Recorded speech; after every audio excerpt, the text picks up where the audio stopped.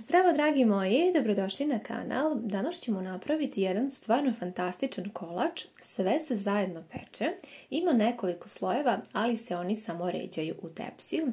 Vrlo su jednostavni, nema ništa da mutite, tako da samo pomešate suve sastojke i vidjet ćete, bit ćete oduševljeni.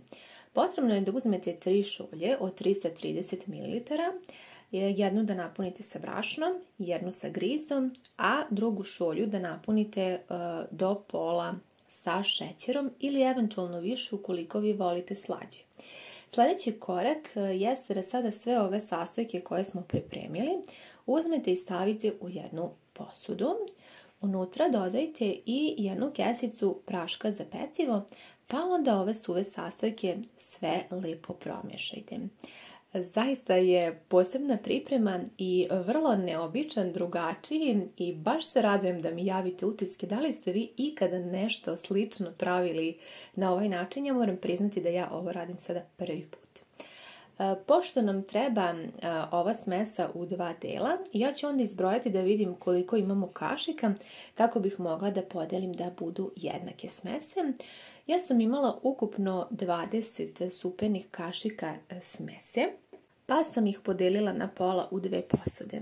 Pored toga bit će vam potrebno jabuke. Ja sam imala 5 manjih ajdared jabuka. Možete i 3 do 4 većih, zavisi od veličine jabuka. Jabuke lepo očistite, inače recept je tako i ispao zato što sam imala ove jabuke koje je trebalo da potrošim i stvarno je ispalo super. Kada ste očistili i dobro oprali jabuke, onda uzmite i lepo ih na ovo krupno rende izrendajte. Zaista ima malo sastojaka i ovaj recept je izuzetno jednostavan. Možete ga napraviti iako niste nikada pravili kolače.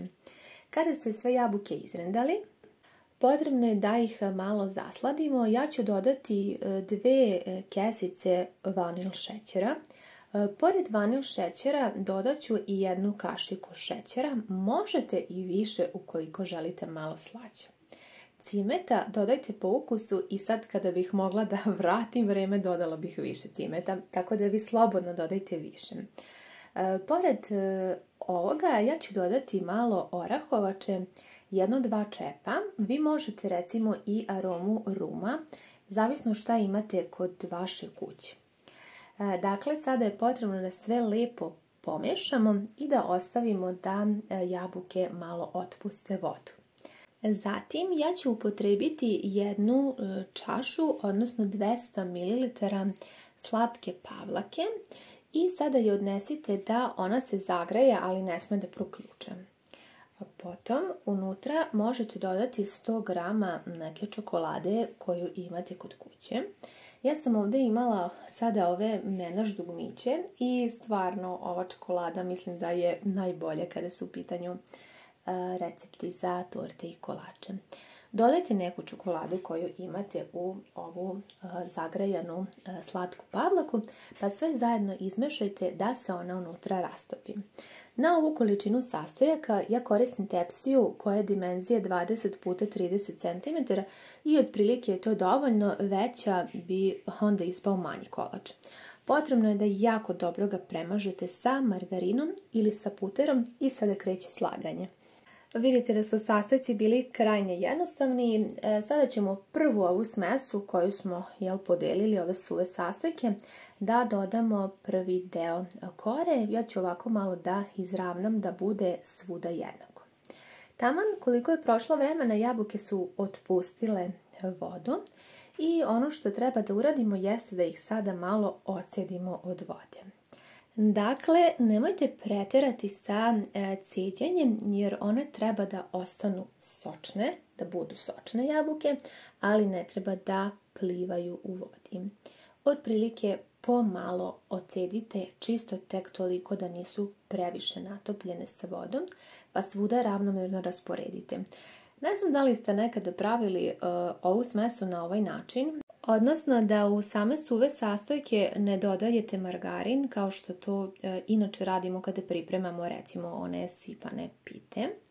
I meni se jako dopalo zato što skraćuje vrijeme same pripreme, pojednostavljuje recept, a ispadne još sočnije, pa ukoliko ste ljubitelji baš jako izuzetno sočnih, mekanih kolača, mislim da će vam se ovaj recept dopasti i da ćete ga sigurno isprobati.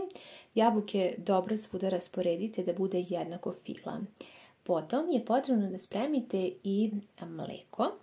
Ja ovdje imam jednu šolju i neću da sipam skroz do vrha mleka, jer želimo da napravimo izuzetno sočan kolač. Pored mleka, ukoliko vam je ostalo nešto tečnosti od jabuka koje su otpustile i bit će stvarno jako zaslađeno ovo mleko, slobodno ga možete isprobati.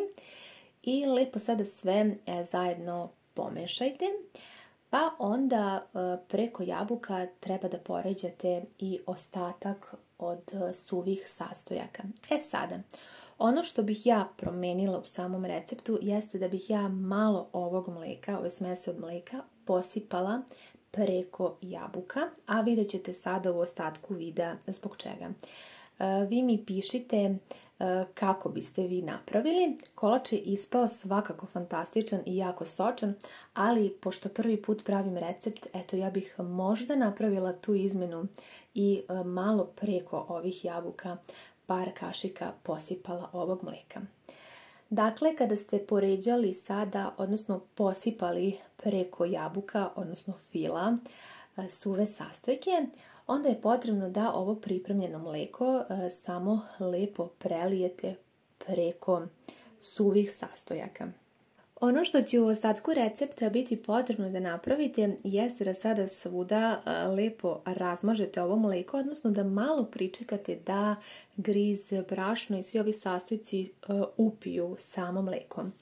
Zato bih vam savjetovala da preko jabuka samo polovinu smese jednostavno sipate, a preko ovog drugog sloja kore onda samo ostatak mleka. Mislim da bi to i pojednostavilo recept, ali s obzirom da ga ja pravim iz glave i prvi put, ispao je svakako fantastičan.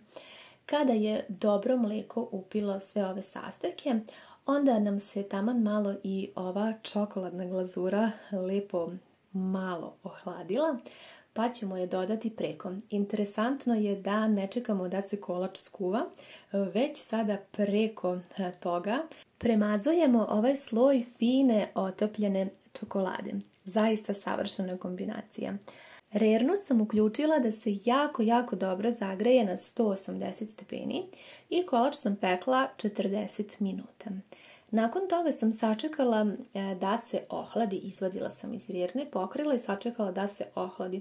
Otprilike nekih pola sata do sat vremena. Ukoliko ne žurite, sačekajte da se sada to sve lepo ohladi i onda možete da isečete jako fine, sočne, mekane kocke.